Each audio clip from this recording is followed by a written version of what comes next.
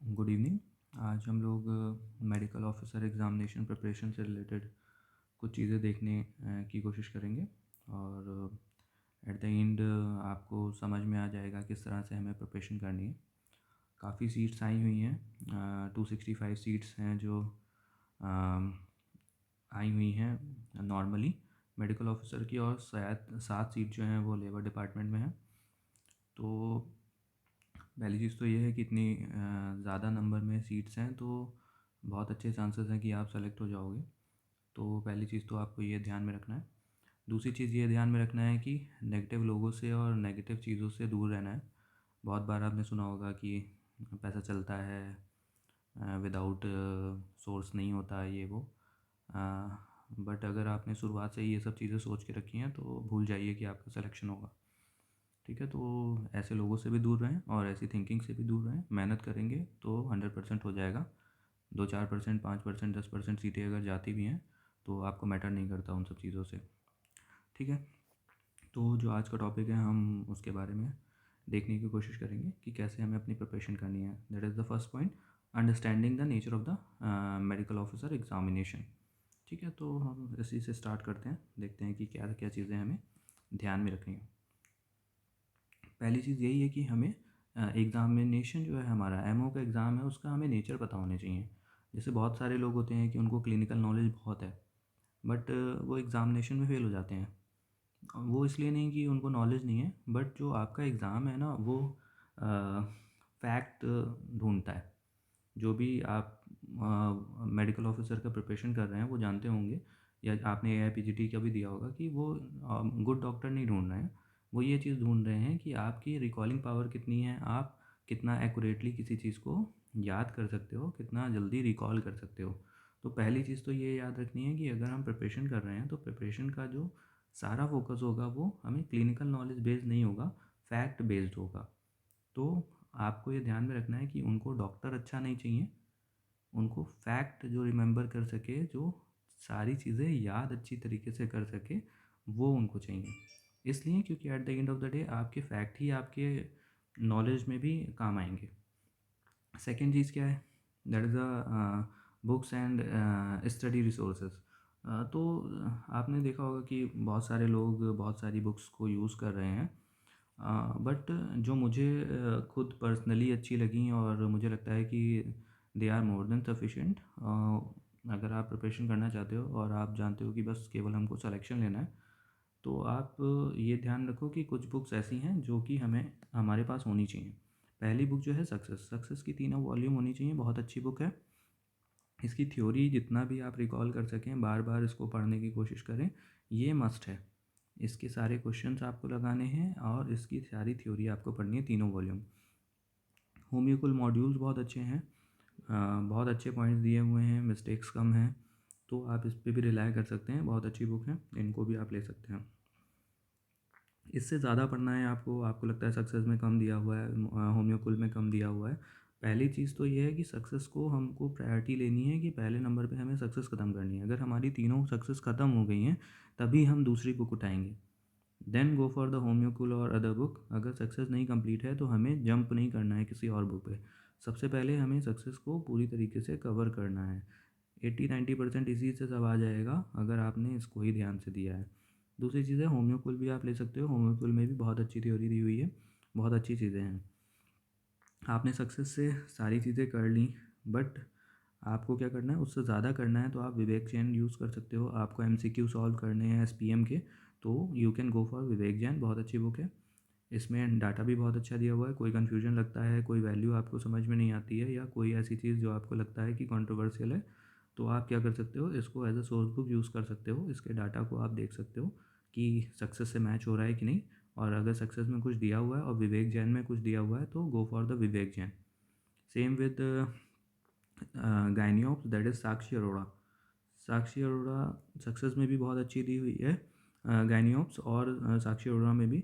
तो आप जो आपको समझ में आए आप उससे कर सकते हो। सक्सेस से कंप्लीट करने के बाद जितने भी एमसीक्यू आप साक्षी अरोड़ा से कर सकते हो उतना आप करने की कोशिश करिए, और जो टॉपिक आपको लगते हैं इंपॉर्टेंट हैं उनको साक्षी अरोड़ा से आप क्या करिए, कवर करिए, और एट द सेम टाइम उनके एमसीक्यू आपको लगाने हैं।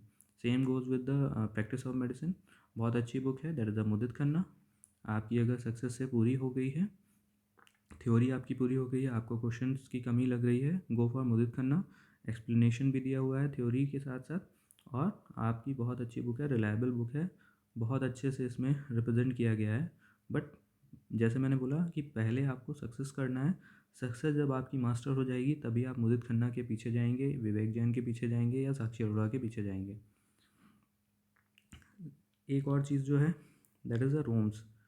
रोम्स बहुत लोग बोलते हैं कि आपके काम की नहीं है या मेरे काम की नहीं है, तो है नहीं किसके काम की? जिनको अभी बेसिक कुछ नहीं आता, उनके किसी काम की नहीं है रोम्स। जिनको सक्सेस मास्टर हो गई है, जिन्होंने सारे क्वेश्चंस लगा लिए हैं, जिनको सारी चीज़ें आती हैं, उनके लिए रोम्स है अच्छी। इसलिए क्योंकि इसमें जो डाटा दिया हुआ है वो रिलायबल है, और आपको जो रेयर चीज़ें भी देखनी है तो आपको रोम्स में मिल जाएंगी। बट 80% के लिए नहीं है, मतलब 80% मार्क्स आपके जो हैं इन्हीं में आ जाएंगे। ये जो होम्योकूल है, सक्सेस है, और इन्हीं सब चीज़ों को करने से साक्षी अरोड़ा, मुदित खन्ना, विवेक जैन, ये सब से ही आपके 80 से 90% आ जाएंगे। 10% के लिए रोम्स है कि आपको टॉप करना है, आपको बहुत एक्सटेंसिव नॉलेज गेन करनी है, कोई भी चीज़ ऐसी आपकी नहीं छूटनी चाहिए, तब आप रोम्स के पीछे जाओगे। अगर आपको पहला ही स्टेप पे आप अगर रुक गए हो तो आप रोम्स नहीं लोगे। वी के चौहान, सब लोग बोलते हैं कि V K Chauhan is must for MO preparation, और सबके पास होनी चाहिए। 3 वॉल्यूम भी हैं, मेरे पास भी थी, बट फुल ऑफ फॉल्ट्स है। नए बच्चों के लिए कभी रिकमेंड नहीं करूँगा, क्योंकि मैंने जब पढ़ी थी तो मैंने एपीजीटी निकाल लिया था। उसके बाद भी मुझे चीज़ें पता थी कि क्या चीज़ें सही हैं, क्या चीज़ें गलत हैं, क्या फ़ैक्ट सही हैं, क्या फ़ैक्ट गलत हैं। तो मेरे लिए बहुत ईज़ी हो जाता था कि जो भी क्वेश्चन मुझे गलत मिलता था, मुझे समझ में आ जाता था कि ये गलत है। बट नए बच्चों के साथ, या जो ऐसे लोग हैं जिनको चीज़ें नहीं पता हैं अभी, उनके लिए डिफरेंशिएट करना बहुत मुश्किल हो जाएगा कि सही है कि गलत है। हर चौथा, हर 10वां, हर 20वां आंसर अगर गलत मिलेगा तो आपको समझ में नहीं आएगा कि क्या सही है। सेम आप देखोगे, एक पेपर में कुछ आंसर दिया होगा, दूसरे पेपर में सेम क्वेश्चन का आंसर कुछ और दिया होगा। तो मैं रिकमेंड नहीं करूँगा कि तब तक के लिए, जब तक कि आपके कॉन्सेप्ट नहीं क्लियर हैं, आप मत उठाइए। वेस्ट ऑफ मनी है ये चीज़ें, अगर आपके कॉन्सेप्ट नहीं क्लियर है। आप तभी लगाइए जब आपकी चीज़ें सारी आती हैं, ये सारी चीज़ें आपको आती हैं तो, क्योंकि बहुत ज़्यादा कंफ्यूजिंग है, बहुत ज़्यादा मिस्टेक्स हैं। तो ये सब चीज़ें आपको ध्यान में रखना है।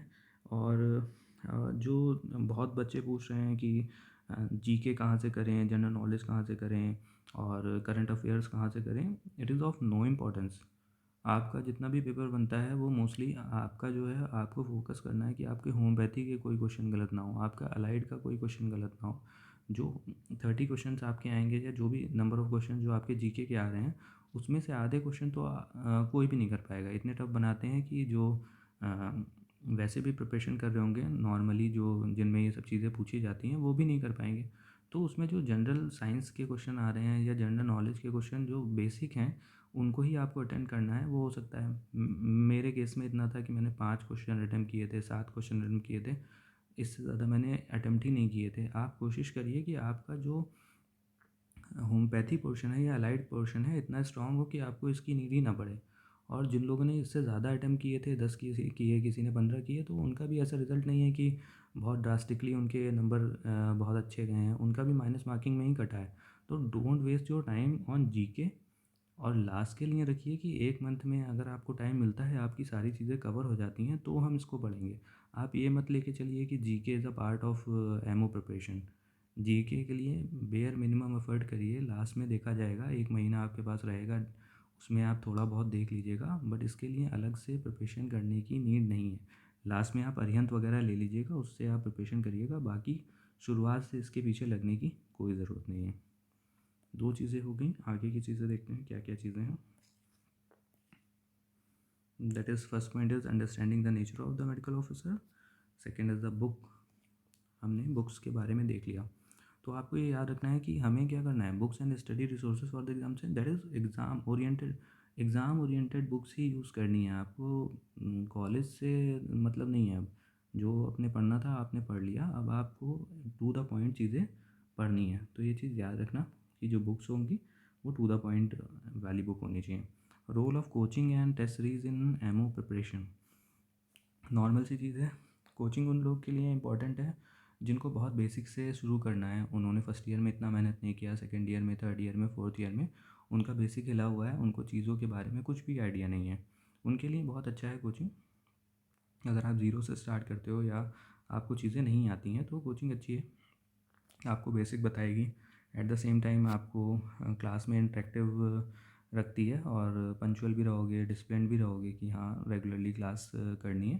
तो इस चीज़ के लिए इम्पोर्टेंट है, अगर आप सेल्फ मोटिवेटेड हो और आपको लगता है कि आप खुद से कर ले जाओगे तो आपकी नीड, आपके अकॉर्डिंग आप देखिए कि आपको नीड है कि नहीं है। टेस्ट सीरीज़ इन एमओ प्रिपरेशन, टेस्ट सीरीज़ आप ले लीजिए, इट इज़ मस्ट कि आप टेस्ट सीरीज़ कोई ले लीजिए। एमओ के लिए लीजिए या बीजीटी के लिए लीजिए, बोथ आर सिमिलर, कोई भी टेस्ट सीरीज़ आप ले लीजिए, अलग से लेने की ज़रूरत नहीं है, सारा सिलेबस सेम है। And second thing that is the previous year questions, the real syllabus. Previous year questions पे रियल सिलेबस लिखा है इसलिए क्योंकि 60 से 70% जो पेपर है वो या तो रिपीटेड है, या तो रिपीटेड पेपर को ही मॉडिफाई कर देते हैं वो लोग। तो डिजीज़ेस चेंज नहीं होंगी, टॉपिक चेंज नहीं होंगे, आप नया कुछ नहीं बना सकते, वो ज़्यादा से ज़्यादा उसको मॉडिफाई करते हैं। तो 60 से 70% जो पेपर आपका आएगा वो रिपीटेड होगा या तो मॉडिफाइड होगा। तो प्रीवियस ईयर के क्वेश्चंस, प्रीवियस ईयर के टॉपिक्स आर द मस्ट, जो आपको पढ़ने ही पढ़ने हैं। तो आपको ये ध्यान में रखना है कि प्रीवियस ईयर क्वेश्चंस जो होते हैं वो आपको ये चीज़ बताते हैं कि क्या क्या चीज़ें जो हैं वो पूछी जा रही हैं और कहाँ पे आपको अपना ओरिएंटेशन रखना है। जैसे कि मान लीजिए थायराइड कैंसर है, मुझे पता है कि थायराइड कैंसर के अंदर बहुत सारी चीज़ें हैं, बहुत सारा डाटा है, बहुत सारी फैक्ट्स हैं जो मैं रिकॉल कर सकता हूँ अभी। जैसे मेडुलरी कार्सिनोमा है तो मुझे पता है कि क्या क्वेश्चन पूछा जाता है, मोस्ट कॉमन कंप्लेंट पूछी जाएगी कि फ्लशिंग डायरिया हो जाता है। मोस्ट कॉमन मेटास्टेसिस कहाँ होता है, लिवर में होता है। मार्कर क्या है, कैल्सिटोनिन है। पेपिलरी कार्सिनोमा थायराइड जो होता है, मोस्ट कॉमन थायराइड कैंसर है, 80% लोगों में मिलता है ये। सिमोमा बॉडीज़ मिलते हैं, है ना, और फेरेनिया अपीयरेंस मिलती है। एनाप्लास्टिक पूछा जाता है कि एग्रेसिव होता है। फॉलिकुलर जो होता है फीमेल में मिलता है। हर्टल सेल मिलते हैं। तो मुझे पता है कि थायराइड कैंसर में इतना तो मुझे आना चाहिए, इसी से 50% 60% क्वेश्चन बनेंगे। और इसके अलावा भी थायराइड कैंसर से जो बनते होंगे वो, इसके अलावा अगर उनको नया बनाना होगा तो कुछ नया बनाएंगे, नहीं तो मोस्ट ऑफ द टाइम इन्हीं चीज़ों से क्वेश्चन बनेंगे। तो हर टॉपिक के बारे में आपको पता होना चाहिए कि कहाँ से क्या चीज़ पूछी जाएगी। इसीलिए प्रीवियस ईयर क्वेश्चन इंपॉर्टेंट होते हैं कि आपको टॉपिक से रिलेटेड क्वेश्चंस पता होते हैं कि इस टॉपिक से ये चीज़ें पूछी जाएंगी। कि सी ए ब्रेस्ट पूछा गया या हेपेटाइटिस पूछा गया, तो हेपेटाइटिस से ये क्वेश्चन तो हमको याद होने चाहिए। तो ये चीज़ हमें ध्यान रखनी है। Next is unequal subject weightage and smart topic prioritisation. तो अनइक्वल सब्जेक्ट वेटेज नॉर्मल सी चीज़ है कि आप जानते हो कि सारे सब्जेक्ट आप पढ़ते हो, आप एलाइड भी पढ़ोगे, होम्योपैथी भी पढ़ोगे, बट उन सारे सब्जेक्ट का इक्वल वेटेज नहीं है। आप सोचो कि सारा सब्जेक्ट इक्वली हमको पढ़ना है, तो ऐसा नहीं है। आप जानते हो कि किसी टॉपिक से ज़्यादा क्वेश्चन आते हैं। जैसे आप जानते हो कि एमएम से ज़्यादा आता है, ऑर्गन से ज़्यादा आता है ना, और रिपर्टरी से ज़्यादा आता है इन कंपैरिजन टू फार्मेसी। तो ऐसा नहीं है कि फार्मेसी पढ़नी नहीं है, बट हमको इतना पता होना चाहिए कि किस पे हमको ज़्यादा फोकस करना है। एट द सेम टाइम जैसे आप जानते हो कि जैसे कुछ सब्जेक्ट हैं ऐसे जो सारे लोग पढ़ना चाहते हैं, जैसे ऑर्गन है, सारे लोग को पसंद है, इजी है, सब लोग पढ़ना चाहते हैं। सेम विद एमएम, कि सारे लोग को इजी लगता है, सारे लोग पढ़ना चाहते हैं। बट कुछ कुछ ऐसे हैं जो कि लोग ध्यान तो देते हैं, बट उसमें क्या है कि यील्डिंग कम है, लो यील्डिंग है। जैसे पैथो हो गई, एनाटमी हो गई, सर्जरी हो गई।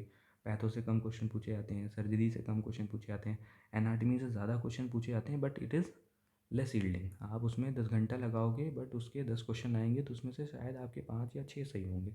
जबकि 10 घंटे आपने ऑर्गन में लगाए तो आपके 10 में से 10 क्वेश्चन सही होंगे। तो आपको ये समझना है कि आपको किन सब्जेक्ट्स को कितना टाइम देना है। अगर आपको लगता है कि एनाटमी को 10 घंटा देने के बाद भी मेरे 5 क्वेश्चन सही होंगे, तो आप पहले कोशिश करिए कि आपकी ऑर्गनन कंप्लीट हो जाए, जो 10 में से 10 क्वेश्चन आपके ठीक करके देगी। आपकी गायनी ऑप्स स्ट्रॉन्ग है, आपको लगता है 10 में से 10 क्वेश्चन आप ठीक कर लोगे, तो आपको पहले गायनी ऑप्स को कंप्लीट करना है। आप जानते हो कि सर्जरी टफ़ है, क्वेश्चन कम आते हैं, और जो आते भी हैं वो टफ़ होते हैं, तो हमें उसको ध्यान में नहीं रखना है अभी। पहले हमको ऐसे सब्जेक्ट्स को लेना है जो कि हमें ज़्यादा मार्क्स को दे। तो ये चीज़ आपको ध्यान रखनी है कि नंबर एक ही है, बट आप देखोगे कि कौन से टॉपिक को आपको छोड़ना है शुरू में और कौन से टॉपिक्स को आपको पहले कवर करना है।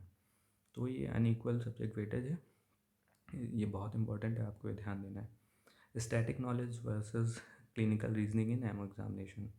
नॉर्मल सी चीज़ है, बहुत बहुत बार आपने देखा होगा कि आपको लगता है कि हाँ ये क्वेश्चन का आंसर ये होना चाहिए, बट सही नहीं है। तो मोस्टली आप देखो कि जितने भी एमसीक्यू बेस्ड क्वेश्चन है उसमें आपको रीजनिंग की ज़रूरत नहीं है। जो स्टैटिक नॉलेज है आपकी, जो डायरेक्ट क्वेश्चन है, मोस्ट ऑफ द टाइम जो है क्वेश्चन जो होते हैं वो मेमोरी बेस्ड होते हैं, या वन लाइनर फैक्ट होंगे, या कोई डायरेक्ट क्वेश्चन होगा जो कि आपसे पूछा जाएगा। उसमें कोई लॉजिक की ज़रूरत नहीं है, किसी रीजनिंग की ज़रूरत नहीं है। आपको आता होगा तो आता होगा, नहीं आता होगा तो नहीं आता होगा। जहाँ आपने लॉजिक लगाया, जहाँ आपने रीजनिंग लगाई, वहाँ आपका माइनस में नंबर जाएगा।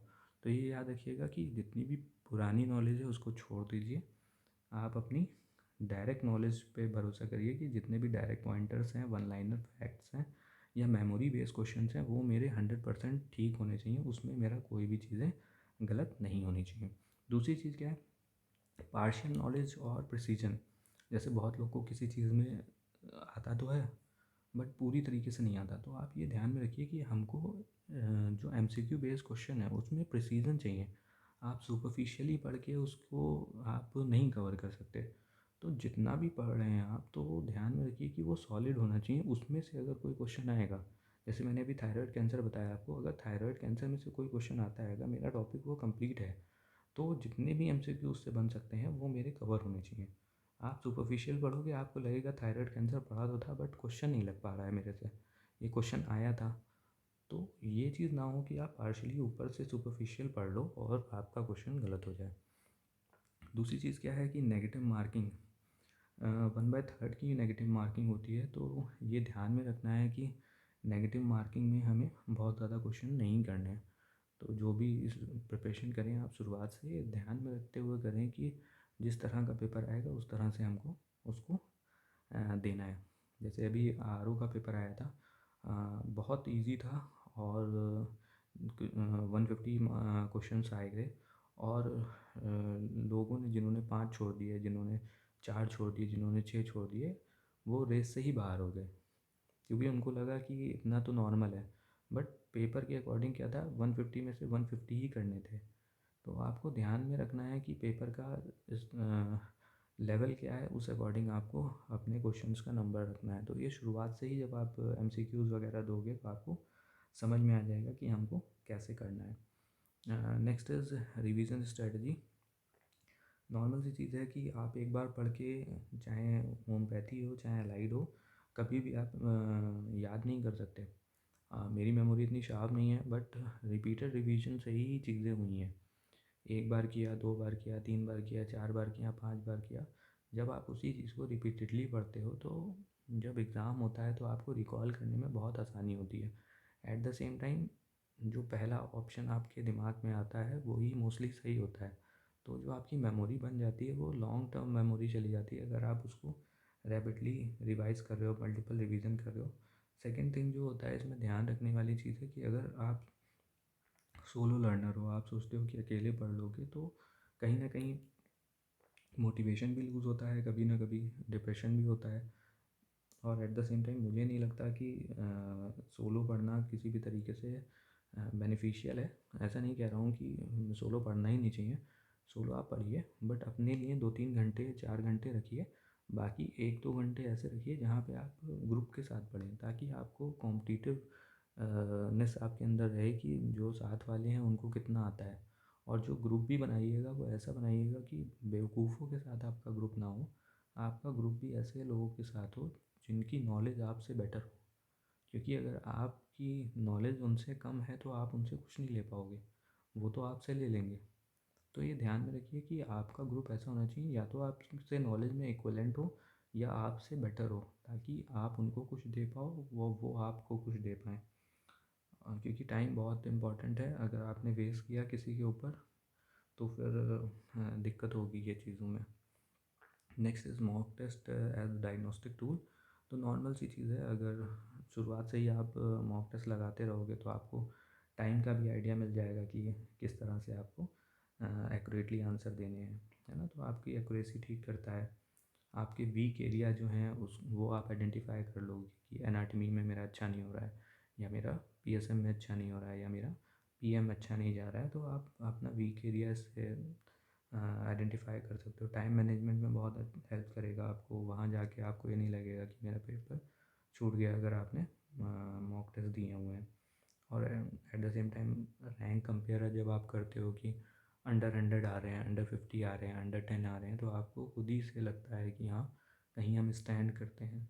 एट द सेम टाइम अगर आपकी रैंक अच्छी नहीं आ रही है तो आप उसको बेटर करने की कोशिश करते हो, अपने बैचमेट से कंपेयर करते हो। तो इसलिए भी बहुत अच्छी चीज़ है ये, अगर आप मॉक टेस्ट देते हो तो ये सब चीज़ें ध्यान में रखनी है। Next is common preparation mistake by aspirants. तो ये सबसे ज़्यादा जो मिस्टेक लोग करते हैं, उनको ये लगता है कि बहुत ज़्यादा पढ़ने की नीड है, सारी चीज़ें पढ़नी है उनको। आप कभी भी ऐसा मत सोचिए कि आपको सारी चीज़ें पढ़नी है। आप देखिए कि कितना कम से कम आप पढ़ सकते हो। जितना स्मार्टली आप पढ़ोगे उतना ज़्यादा आपके लिए बेनिफिशियल रहेगा। आप देखिए कि क्या चीज़ें आपको कवर करनी है जो सबसे ज़्यादा इम्पोर्टेंट है। तो पहले तो आप एक लिस्ट बनाइए उन चीज़ों की जो आपको मस्ट हैं, जो आपको लगता है ईजी हैं, इनको कवर करना पहले ज़रूरी है। टफ़ को आप छोड़ दीजिए। जैसे मुझे लगता था कि एनाटमी में हेड नेक एंड ब्रेन जो है टफ़ है, तो मैंने उसको लास्ट के लिए छोड़ दिया था कि मैं अभी पहले कोशिश करूँगा कि जो मेरे स्कोरिंग सब एरिया हैं, जैसे कि अपर लिम्ब हो गया, लोअर लिम्ब हो गया, एब्डोमेन हो गया, है ना, थोरैक्स हो गया, इनको पहले मैं कवर करूँगा। इनसे अगर कोई क्वेश्चन आता है तो मेरा गलत नहीं होना चाहिए। हेड नेक एंड ब्रेन अभी मैं छोड़ देता हूँ, बाद में मेरे पास टाइम होगा तो मैं इसको कवर करूँगा, क्योंकि हो सकता है मैं हेड नेक एंड ब्रेन में अपना 10 घंटा लगाऊँ और जब क्वेश्चन आए तो मेरा ठीक ना हो। तो ये चीज़ ध्यान में आपको रखनी है कि आपको टाइम मैनेजमेंट बहुत अच्छे से करना है। तो आपको ये याद रखना है कि कितना एफिशिएंटली आप अपने टाइम को यूटिलाइज़ करते हो। बाकी रहूँगा मैं, कोई चीज़ें आपको पूछनी है या किसी चीज़ से रिलेटेड आपको लगता है कि आपको दिक्कत आ रही है तो आप पूछ सकते हो। अभी मेरी पोस्टिंग नहीं आई है तो अभी तो फ्री ही हूँ। जितना हेल्प हो पाएगा मैं करूँगा। बाकी इन सब चीज़ों को आप बहुत ध्यान रखिए कि क्वेश्चन जितना ज़्यादा आप कर सकते हैं उतना ज़्यादा कोशिश करिए। और किसी भी तरीके की चीज़ों में मत आइए कि पैसा चलता है, घूस चलती है। ये पार्ट है ना? तो आप अपना पार्ट करिए मेहनत वाला, और मिलनी होगी तो मिलेगी, नहीं मिलनी होगी तो नहीं मिलेगी। तो ये चीज़ ध्यान में रखिए। आपने मेहनत की होगी तो आपको बोलने का रहेगा ना कि हाँ, हमने मेहनत करी थी। आपने खुद ही से मेहनत नहीं की तो आप किसी को बोल भी नहीं पाओगे। और कहीं ना कहीं मेहनत है, आज नहीं मिलेगा तो आपको कल मिल जाएगा। तो ये ध्यान में रखें, मेहनत करनी है। और जूनियर्स के लिए तो बहुत इम्पोर्टेंट है कि इतनी सीट्स अब फिर नहीं आनी।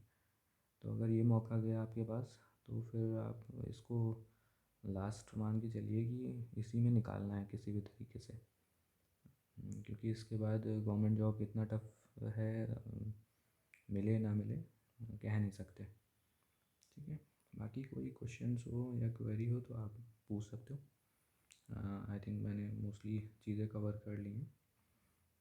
और ये चीज़ है कि 75-25 का जो है इस बार कर दिया गया है कि 75 आपके थ्योरी के मार्क्स होंगे और 25 आपके जो होंगे परसेंट जो होंगे आपके वाइवा के होंगे। तो बहुत अच्छी चीज़ है। कोई ये नहीं कह सकता कि हमारे साथ अनफेयर हुआ, हमें नंबर कम मिले थे, हमने थ्योरी में ज़्यादा किया था।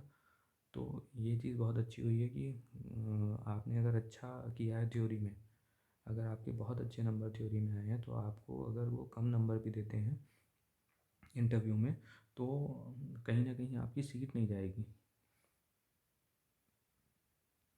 तो ये चीज़ आपको ध्यान में रखनी है कि ये बहुत अच्छी अपॉर्चुनिटी हमारे टाइम पे नहीं थी, तो आपके टाइम पे है। तो जो लोग अच्छे हैं वो उस चीज़ को यूटिलाइज़ करें कि आप अपना थ्योरी में कोई कसर ना छोड़ें। अगर कोई कसर वहाँ छूट भी जाती है इंटरव्यू में, या आपका लक अच्छा नहीं है, क्योंकि इंटरव्यू इज़ लक बेस्ड। हो सकता है आपको बहुत अच्छी नॉलेज हो बट आपका इंटरव्यू अच्छा ना जाए, तो कम से कम आपकी थ्योरी की नॉलेज जो होगी, थ्योरी के मार्क्स होंगे, वो आपको हेल्प करेंगे। ठीक है, थैंक यू।